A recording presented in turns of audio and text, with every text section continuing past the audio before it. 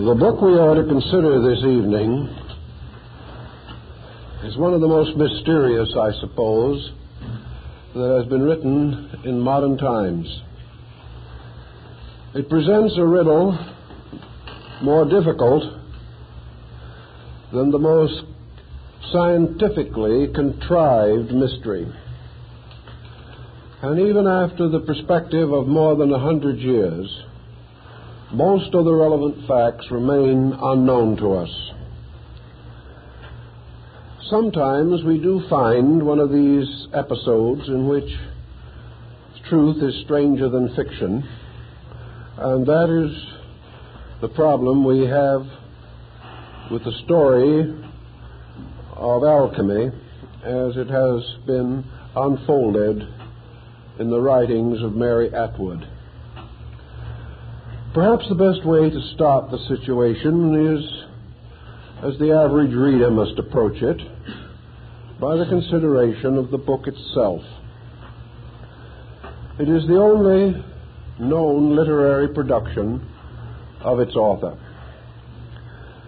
The story of the book is one of the most curious, I suppose, in the annals of literature. It was written by a young woman without any known background for this type of undertaking. Yet so thoroughly is the work established that we cannot regard it as merely a mystical production. There is no evidence whatever that the author achieved the book by some metaphysical means. It is simply the work of a very interesting and precocious young woman under most unusual circumstances. Mary Ann South was born in 1817, the daughter of a country gentleman, Thomas South, of comfortable means and naturally serious and inquiring mind. South had evidently been quite a student of Hermetic arts, alchemy, mesmerism, and psychic phenomena. This in itself was unusual in his time, for it is also known that he was a very devout member of the Anglican Communion. He was a stout, orthodox member of the Church of England. It would not be natural to assume that a man with as strong an orthodoxy as South possessed would have deviated very far from traditional attitudes and thoughts. But he definitely did deviate. And this is the beginning, perhaps, of the riddle that must later be solved in one way or another. From the early childhood, Mary Ann South was the almost constant companion of her father. It seemed as though they were one soul in two bodies. Their interests were almost identical. The younger girl having a precocity to attain a scholarship equal to that of her father. By the time she was 15 or 16 years old, she was deep in the things that most concerned him. By the time she was 20, she was his secretary. By the time she was 30, she was his intellectual equal. And they discussed their common interests together, devoting most of their time to this particular phase of activity. They lived in a grand old house, a large part of which had been transformed into a library. Here South had accumulated perhaps one of the finest collections in private possession dealing with the subjects of his interests, alchemy and Hermetic arts. We have in our own library here several volumes from the South collection with his bookplate, and often with either his notations or those of his daughter. So it is said that when the young woman was about 30 years old, they hit upon a very strange project. They both decided to do a book unfolding the mystery of alchemy.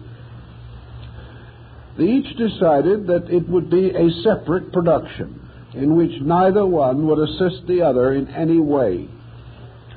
Both would have access to the same research material, but there would be no discussion whatsoever of their individual labors while the work was in progress. The establishment was sufficiently large so that quarters were set up for the two industrious workers. Each had a study. Each was able to have access to the general library. Each labored according to their own time and interest, and there was to be no comparing of notes, no effort at common discussion until the projects were completed. This was rather an unusual arrangement, but it worked out very well. Also, oddly enough, Mary decided to handle the material on the level of prose scholarship, and her father decided to write a poem. This, you might have suspected, would be the other way around, but this is the way they did it. They both worked long and arduously on their specially self-assigned tasks, and Mary was the first to finish the work which she had set out for herself. Now comes another interesting point. Without question, without seeing the manuscript, without going over any part of it or asking any details about it, Mr. South immediately made arrangements for the publication of his daughter's book. The task of publication was entrusted to a responsible English publishing firm, and we may suspect from the general condition of publishing at that time that the printing of so obscure and unlikely a volume by an equally unknown and unlikely author would require a certain amount of financing by the author or by private means. In any event, in 1850 the book was published. And for a book of its kind and for the conditions prevailing, it must have done fairly well, for in a few weeks over 100 copies were sold.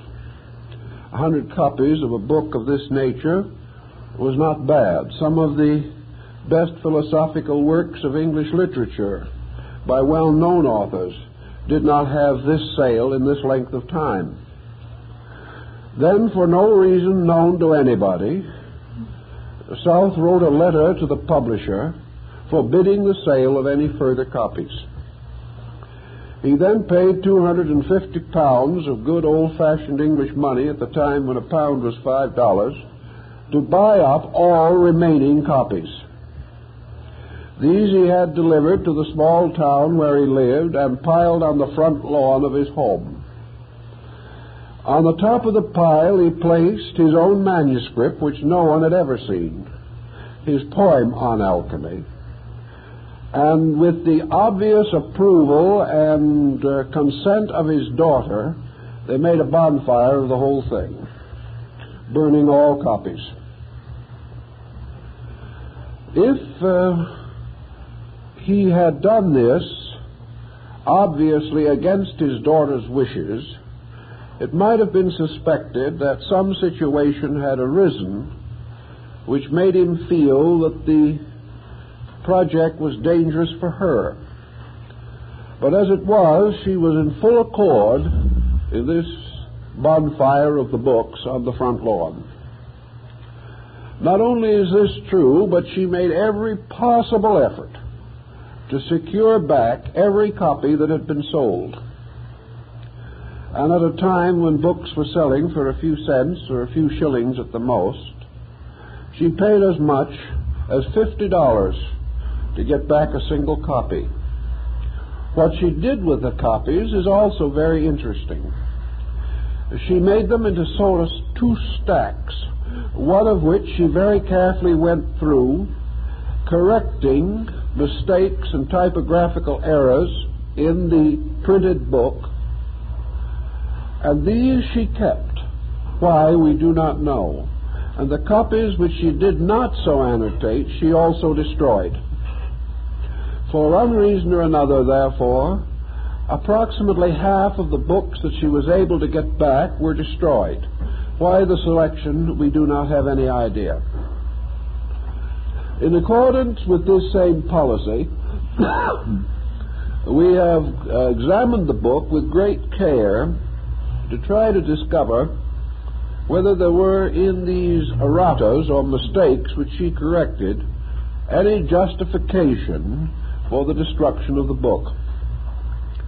We're not able to find anything bad enough to warrant such an action.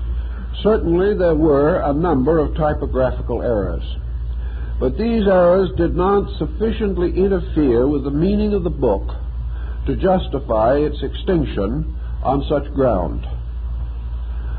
Efforts have been made to determine, in as far as possible, how many of the first edition of this book probably survived. There is no real way of being sure. We know that at the time the books were burned, only about 100 copies were left. How many she succeeded in getting back, we do not know. Some think she probably was able, in the course of her lifetime, which was a very long one, to have reclaimed perhaps half of them, maybe a few more. Those that had reached permanent place in museums or libraries, or had gone out of the country, or were buried in collections to which she had no access, of course could not be destroyed or annotated. Some writers, trying to put the story together, feel that as few as 10 copies, and perhaps as many as 50, may have survived. That in all probabilities the actual number is somewhere between these two classifications. The effort to really find out why this sudden change of mood in the South household runs against a number of possibilities. First, and the story that was most early circulated, is to the effect that the destruction was the result of the displeasure of the Church of England. However, there is no actual proof of this. And had they been sufficiently orthodox to have fulfilled such a demand, even if it had been made, it is difficult to imagine why Miss South would have bought these books back and kept half of them. If she had destroyed every one of them, it might be considered an act of extraordinary piety or fanaticism of some kind, but this she did not do. She did keep some, and in her later years she did give away some of those that she kept, inscribing them to personal friends. So the religious equation is not very sound. The second guess, and this was the one that gained favor around the turn of the present century, is that these two people had suddenly become convinced that they had exposed or revealed too much of a very deep secret which it was not wise for the public to possess. In other words, that they had gone so far into the esoteric side of alchemy that it was possible to take the instruction and the intimations which they had left and make discoveries in the fields of chemistry that could be dangerous or could be perverted to the evil of mankind. This is a possible hypothesis. But as we read the book and read it very carefully, there seems to be some doubt as to whether this is a likely explanation. The average person, even of scholarly mind, would not get too far in trying to perfect some practical work of alchemy by these instructions or by the information contained in the book. It is also to be remembered that neither Mr. South or his daughter ever attempted any actual chemical or alchemical experiments. They had no laboratory. They are not known to have possessed any alchemical materials of any kind. It was purely a literary work. So that the idea that they had fallen upon some great secret of chemistry is a little far-fetched also. A third suggestion has been made that in the course of their further study, they had come across something which they felt invalidated the book they had written. There is a certain point made in this volume relating to mesmeric transmission of knowledge. Also, there is a considerable study into the secrets of light, particularly as light relates to the esoteric currents of the human body. It is possible that this phase of the writing, as some have suspected, was verging very closely toward Indian yoga. Perhaps they then, at some time, secured books on the subject of yoga and felt that their own presentation either was not consistent with the yoga of India, or for some reason that the value of the book was injured by their increasing knowledge of Indian philosophy. This point is of some interest because in the closing years of her life, Mrs. Atwood was known, or then Miss South, was known to have been interested in theosophy, and a large part of her personal library, which was her father's library, was finally turned over by her to the Theosophical Society during the presidency of Mr. Sinnett. This is another phase that doesn't necessarily solve much, but it is interesting and curious. Another point that might be rather intriguing, there are some old accounts and records of Miss South during her growing years and during her early womanhood. The reports tell us that she was an exceedingly quiet, very attractive, and totally feminine person. She was very domestic in consciousness, with a great love of home and family. There is nothing whatever to indicate that she was sophisticated or an intellectual by artificial attainments. And after the death of her father, she settled down to the quiet life of the wife of an English vicar and remained in the capacity of assisting her husband in the ordinary works of the vicarage, gaining a great reputation for her humbleness, for her gentleness, and for her constant thoughtfulness of the needs of common and ordinary people. With the exception of this one episode, there is no unusual indication that she was a woman of serious scholarly interests.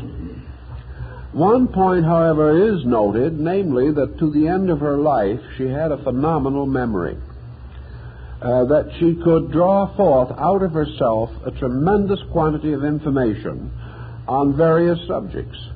But from the time she married the vicar to the time of his death, many years later, it is not probable that one person belonging to that particular community, church, would have ever suspected that she had ever heard of alchemy.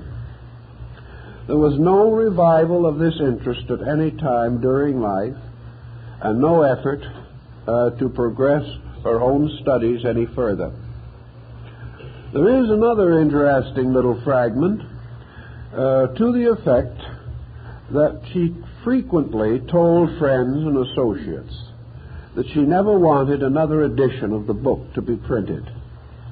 Yet other friends and associates whom she discussed the matter with report that she did say that at some time in the future another edition would be likely. None, however, appeared during her lifetime. 3 reprints of the book have been made, the last rather recently. The reprints are also relatively scarce and hard to come by. When the first reprint appeared, the esoteric world of scholarship immediately rose in high dudgeon and reported that the new edition had been expurgated. This was what everyone really wanted to hear, because it would support the old idea that the book had been withdrawn because it contained information regarded as too delicate or too advanced to be entrusted to the public. I have taken the editions, however, and compared them minutely, and the idea that expurgation is a factor in the reprints is just plain foolishness. The only changes have been the corrections which she made on her own annotated copies, which are usually due to a typographical error, or in a few instances she improved upon her own translations from Greek and Latin authors. So it would be totally wrong to assume that the so-called reprints are essentially defective. The reprints are just as trustworthy as the original edition, perhaps more trustworthy unless the original copy happens to have her handwritten corrections. So the fact that she was at one time adverse to the reprinting of the book, and at a later time was quite content to contemplate a reedition, here again we make very little sense. Nothing seems to fit together or mean anything. After the episode of burning the edition and the father's poem on the front lawn of the house, the interest in alchemy seems to have waned even in the intimate association of father and daughter. There is a report that this timing coincided closely with an evangelical revival in the Anglican Church, and therefore perhaps the local condition was swept with a burst of orthodoxy. But here again it doesn't make very much sense. These two people were obviously intelligent persons, and the author of the Hermetic mystery, as it now comes down to us, is evidently emancipated from such foolishness, so we must assume that this could not be the real answer. In any event, after this episode, the father-daughter association remained as congenial and close as ever, but there was apparently no further literary activity. There does not seem to have been much use of the library from that point on. And after a few years, Thomas South passed on. The death of her father, as the daughter herself tells us, was really the end of her entire intellectual career in abstract matters. Some way, her entire focus depended upon her father. Under the tremendous stimulation of his mind, her own mental activity was greatly increased. The challenge of his thinking was what sharpened her own. And when he no longer was there to lead the questioning, to throw in the powerful ideas, she apparently had no longer any incentive or interest in continuing these intellectual studies. Now, when she married this Anglican vicar, the Reverend Atwood, she evidently took with her most of her library. The new vicar himself was by no means an ignorant man. He was quite a scholarly person and seems to have also had a considerable interest in the early forms of psychology as this subject existed in his day, was concerned over psychic phenomena, and also, to a measure, was well read in philosophy. Therefore, she evidently found a man of interesting mind and a congenial life work.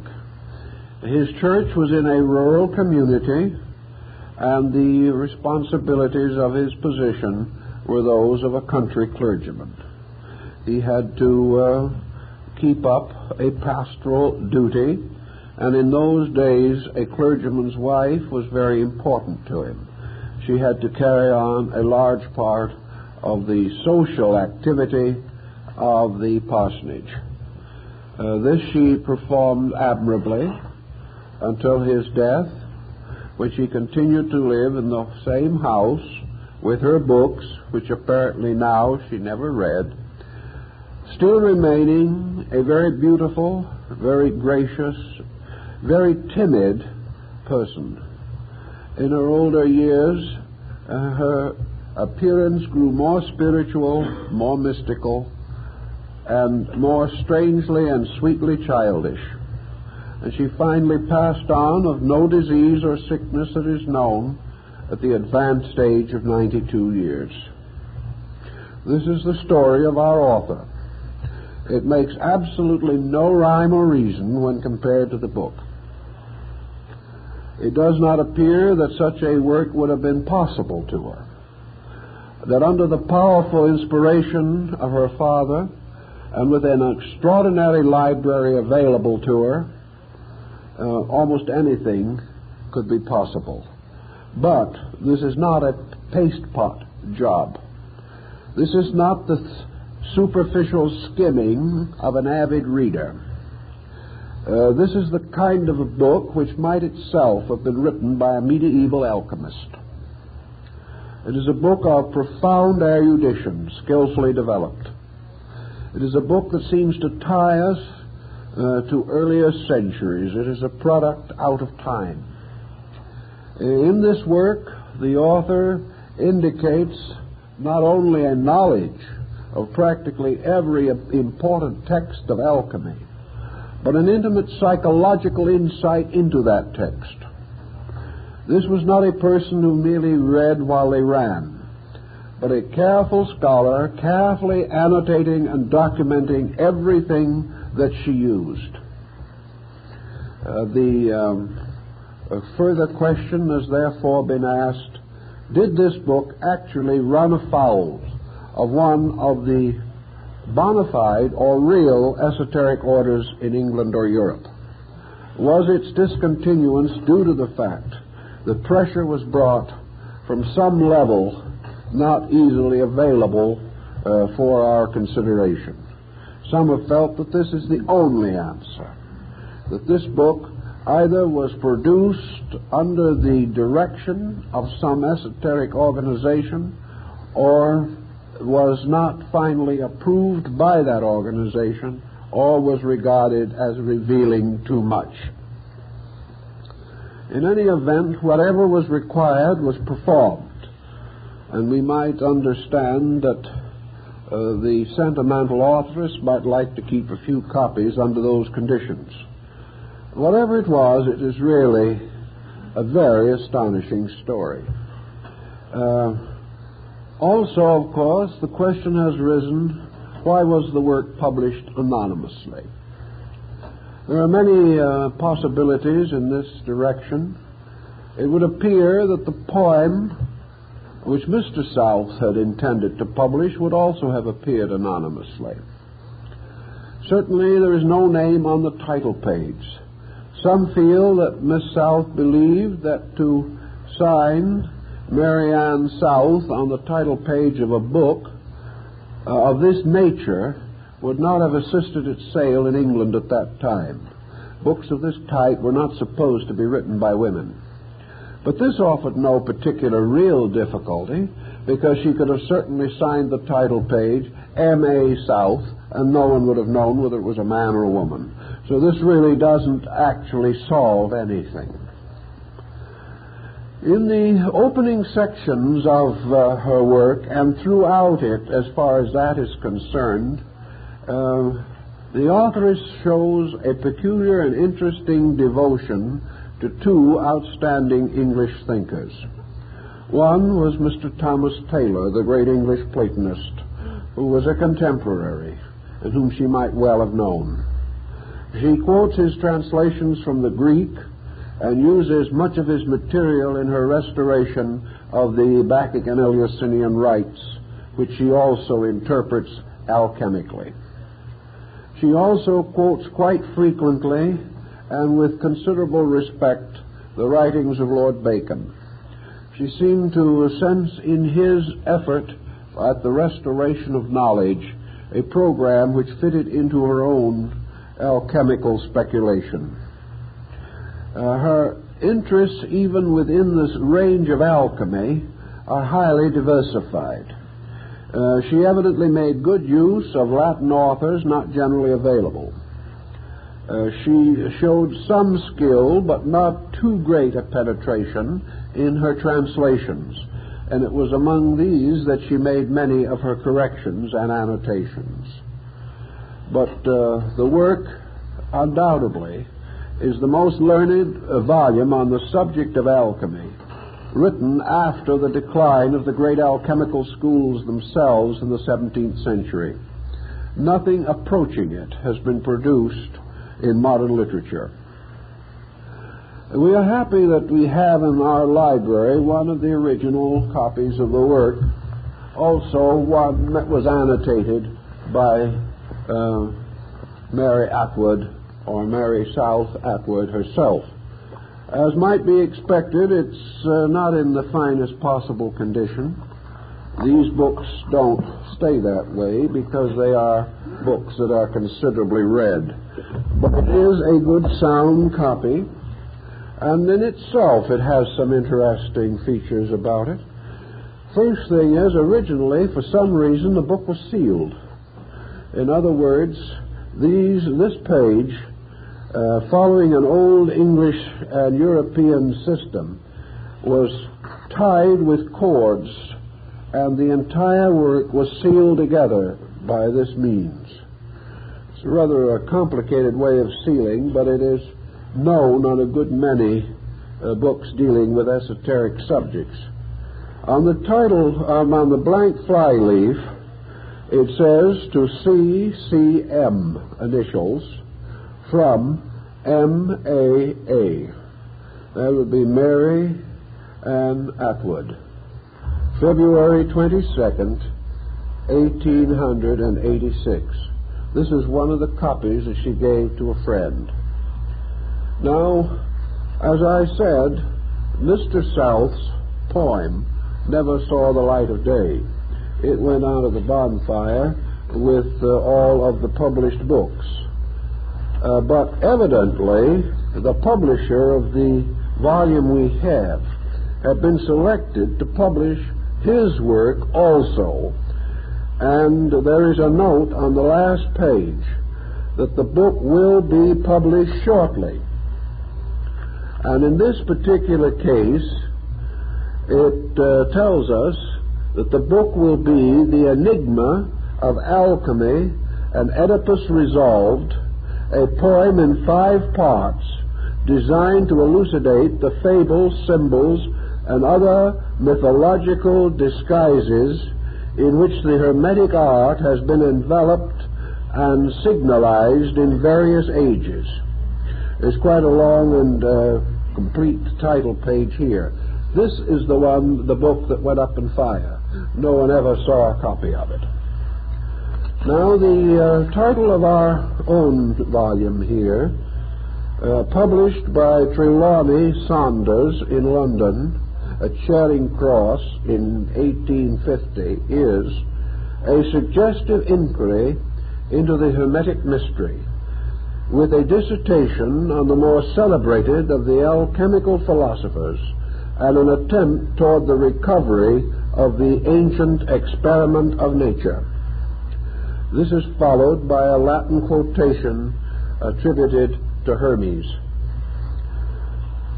The book itself fulfills in every way the serious and scholarly title page which opens into it. The table of contents is impressive in the extreme, and it really has to be thoroughly read or studied in order to be fully appreciated. It begins with a preliminary account of the Hermetic philosophy with the more salient points of the public history. This is followed by the theory of the transmutation in general and of the first matter of the stone. The second or third section is the golden treatise of Hermes Trismegistus concerning the physical secret of the philosopher's stone in 7 sections, and so on through the entire book, and you will see that this is hardly a young lady's diary.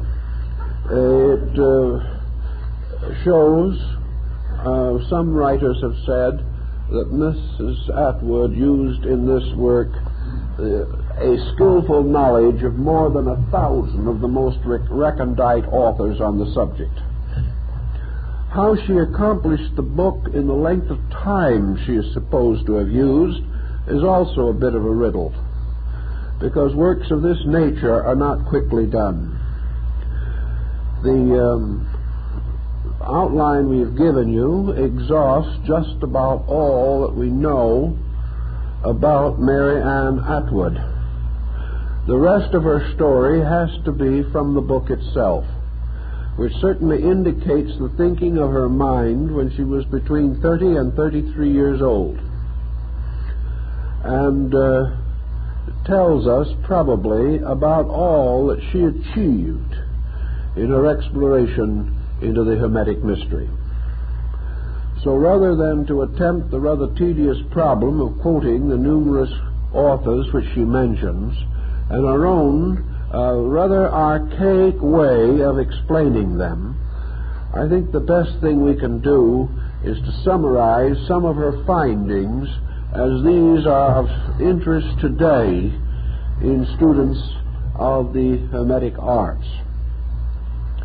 The primary assumption that she has, and through which she develops her material, is that alchemy always was a spiritual art. That beneath the stories and fables of the transmutation of metals was the primary purpose from the beginning, namely the transmutation of man's own nature. She was among those who caught the works of Roger Bacon and Flamel and Maya and others, who insisted that the entire story of alchemy was really a philosophical account of regeneration, that under the symbolism of metals and of chemical procedures, an exact spiritual art was unfolded.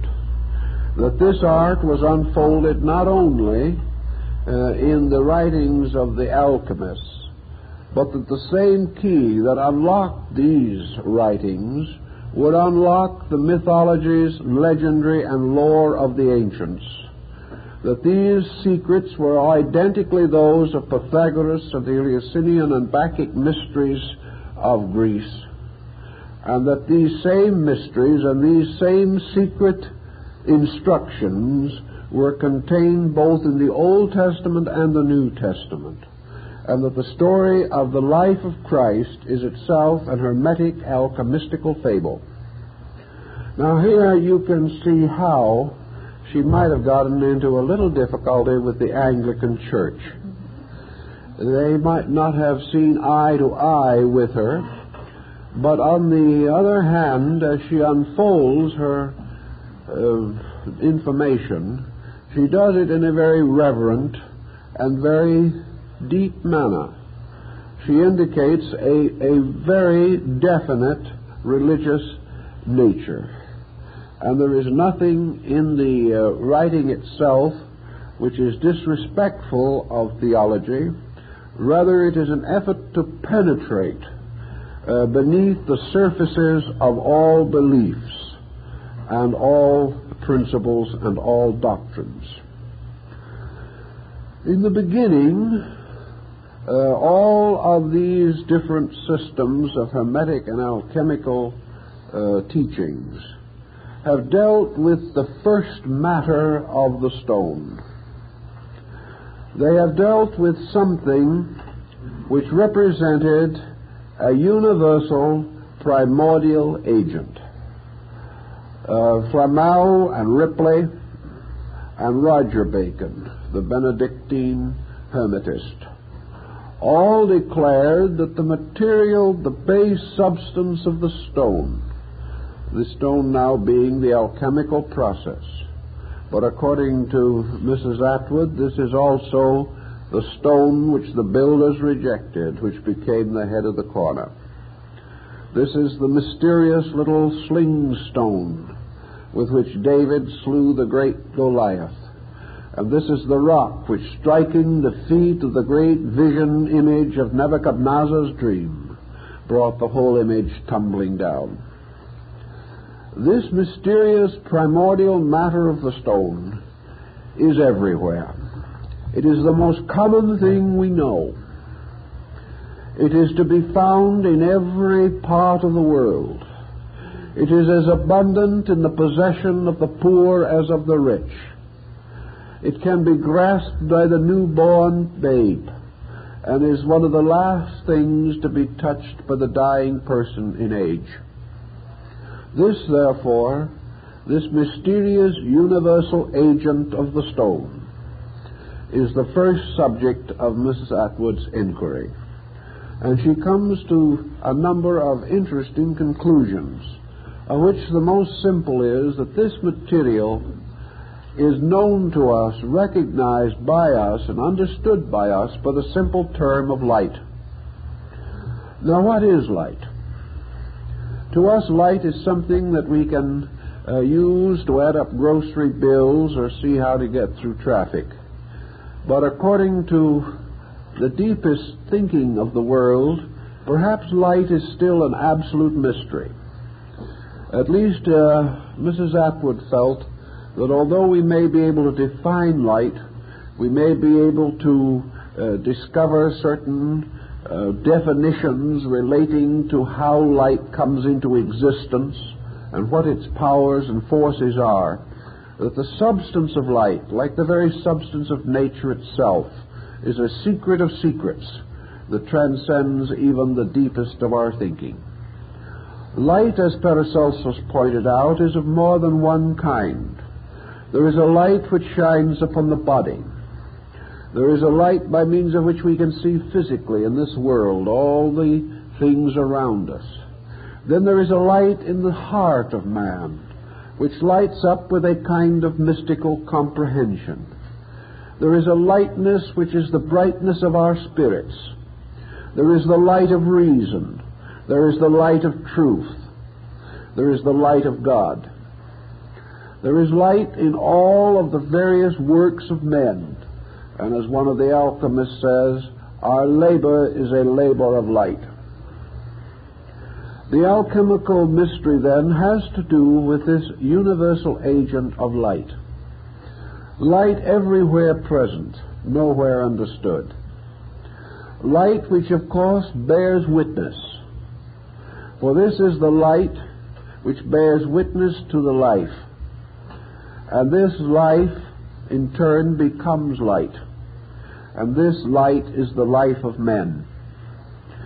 And one of the great alchemical mysteries, according to our authoress, is locked within the opening verses of the first chapter of St. John.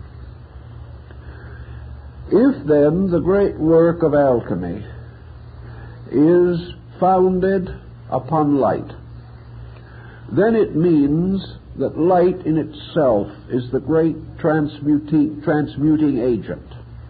That the thing that man must discover, that man must search for everlastingly, is the mystery of the inner light locked within the base elements of his own nature. Light, therefore, becomes the open door to the shut palace of the king.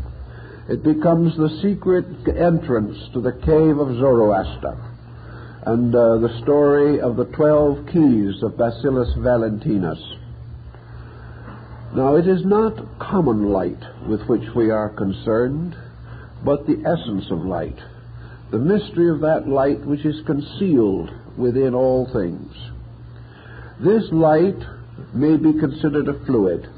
It may be considered a gaseous substance. It may be considered as shapeless and formless. And it may also be considered as merely the extension of a substance of which it is the radiance, as the light pouring from the sun is really the extension of the molten mass of the solar orb itself. So light arises from this great moltenness of the sun.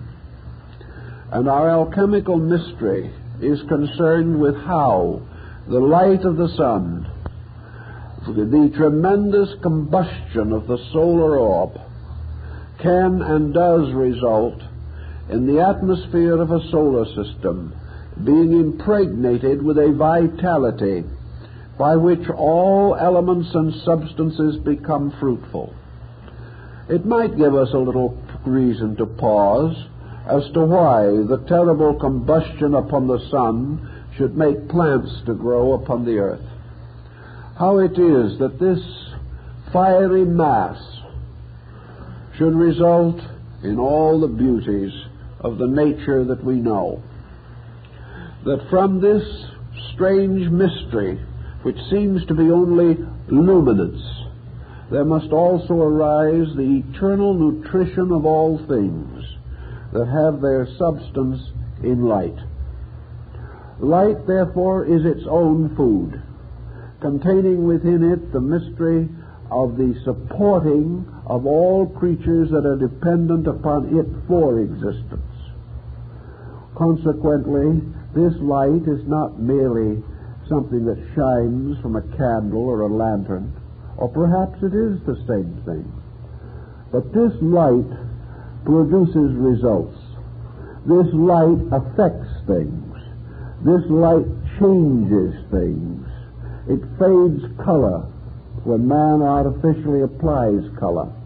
But it preserves color when nature provides that coloring. This light warms the harvest, brings things to their fruitfulness, and paints the color of the apple with all its radiance and glow. This light, then, is not just something. This light is a particular thing. And it is a symbol of an all-pervading combination of enlightenment and nutrition. It is the agent by which all of the works of nature are brought to ripeness.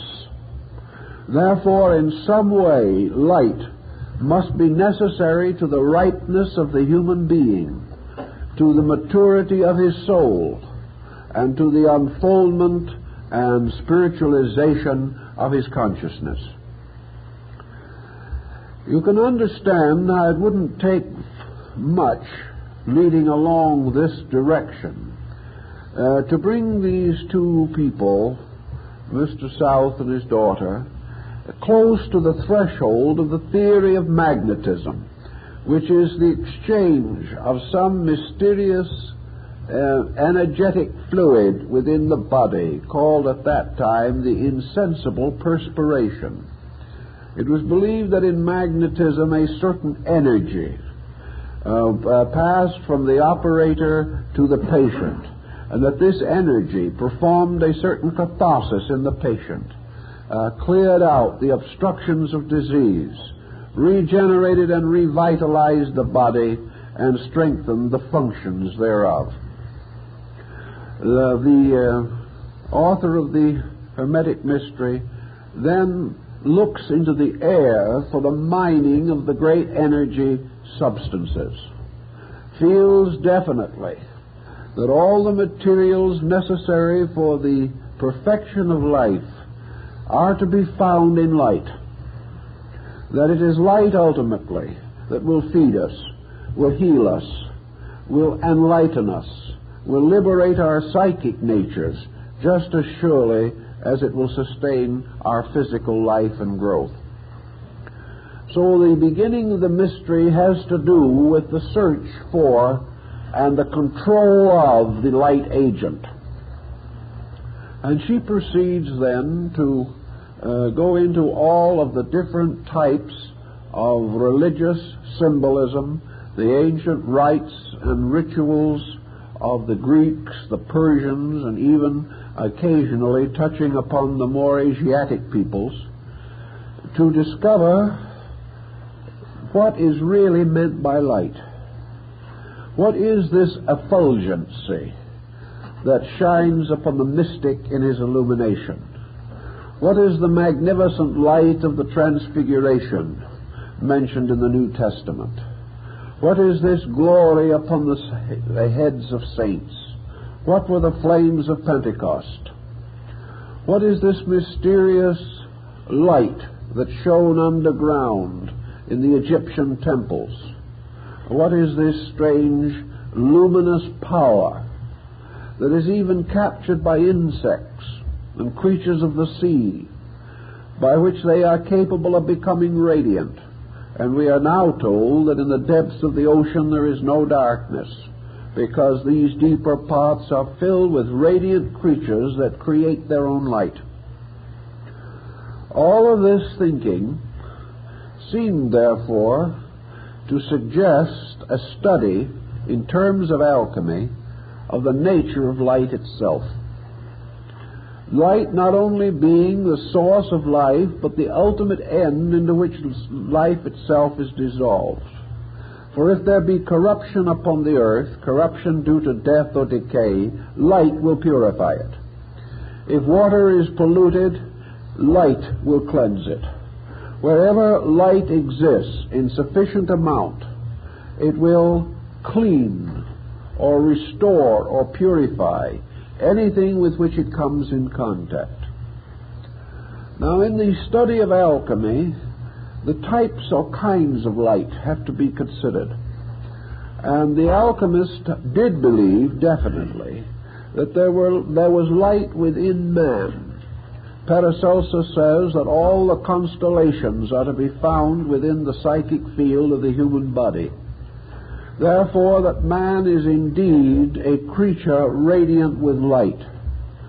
And the woman who went into the wilderness to bear her son was surrounded and clothed by the sun. This light that moves from man, found everywhere in his constitution, forms a sort of magnetic field around the body. Later, 19th century metaphysicians were to think of this light as the auric field of the body. They realized that man is continually radiating from his own centers a peculiar kind of highly qualified light. That this light forms a transcendent body. That this light might well be symbolized by the robes of glory of the high priest of Israel, or the mysterious light of the Hierophant of Egypt, who stood upon the porch of the temple clothed in blue and gold, the symbols of light. These light symbols, evidently to these researchers, implied that man's own nature is a constantly radiant field, and that within the field of this nature a great chemistry is set up. Many of the early alchemical experiments are described or shown as taking place within glass bottles. These glass bottles or jars are usually roughly circular, with a short neck, so that they are like globes rather than the common type of slender bottles that we know at the present time. They were chemists' bottles, and these bottles and retorts have been long used. But all the experiments of the Hermetic art must take place within these bottles. It is here that, accompanied by an appropriate degree of heat, by a sand furnace or a water furnace, or by being buried, as the ancient Egyptians buried their alchemical retorts in heaps of dung, the heat of which, in their process of decay or putrefaction, created heat. And this heat was used to preserve a certain kind of temperature which was needed in these experiments. All of this, Mrs. Atwood feels definitely refers to processes taking place within man. That the magnetic field of the human body is this retort, and that within this retort, elements represented in terms of the magnetic field as colors, forms, numbers, patterns, and designs are in constant motion and mutation. That man's psychic field is therefore this alchemical bottle, and that every instinct and every emotion and thought of his nature is represented to those who have inner vision or clairvoyant sight by the changes in the colors and motions of the liquids, fluids, mysterious gases that seem to fill this magnetic field. This perhaps leads us gradually in the direction of some modern thinking. The human magnetic field suggests very closely the psychological, subjective field of man's personality. We know that man, as a psychic entity, is in constant chemical activity within his own soul. That the soul, therefore, may be regarded as in the process of the accomplishment of the great experiment of transmutation. That in some way the entire mystery of alchemy has to be played out in the psychic life of man. That this psychic world in which man inwardly exists must be passed through the peculiar rotations or disciplines imposed upon the metals in alchemical symbolism. That the great experiment, therefore, is the transmutation within man of the diversified elements of his own psychic nature. That these elements are represented by the 7 base elements involved in the Hermetic mystery. That these elements represent perhaps the testimony of the sensory perceptions. They represent possibly the entire area of man's psychic subjectivity. They represent all the forces that play in upon man through his faculties, through his powers, and through the extension of his mind in its various areas. Thus, perhaps, these elements correspond to the Buddhist skandhas. For actually, what we call self, or personal consciousness, is a chemical compound arising in the psychic field. Man's personality is actually the sum of the condition of the base elements of his own personality. Thus, the soul is a chemical or alchemical product. The great process of transmuting the products of the sensory perception into soul power must take place in man continuously. This is another point which brought great comfort and consolation to the alchemists of old, and also Mrs. Atwood becomes aware of it and gives it some thought. The greatest transmutations imaginable, far more extraordinary than the universal medicine of Paracelsus or Theophrastus,